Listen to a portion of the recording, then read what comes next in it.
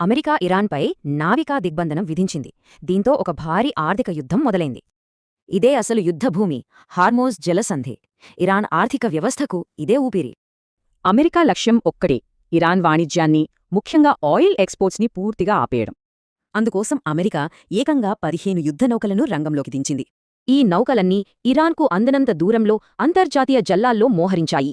Rules simple: Iran పోర్ట్ల నుంచి ఏ ship బయటకు రాకూడదు, లోపలికి వెళ్లకూడదు. కానీ ఇరాన్ ఊరికే చూస్తూ కూర్చోదు. వాళ్ల దగ్గర కూడా కొన్ని ఆయుధాలున్నాయి. అందులో మొదటిది మిసైల్స్. చాలా దూరం నుంచే యుఎస్ యుద్ధనౌకల్ని టార్గెట్ చేయగలవు. రెండోది డ్రోన్లు.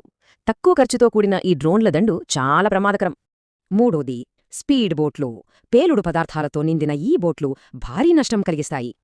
అమెరికా తమను బ్లాక్ చేస్తే ఇరాన్ అమెరికా మిత్రదేశాలను బ్లాక్ చేసే అవకాశం ఉంది. ఇది జరిగితే ప్రపంచ ఆర్థిక వ్యవస్థ మొత్తం అతలాకుతలమవుతుంది.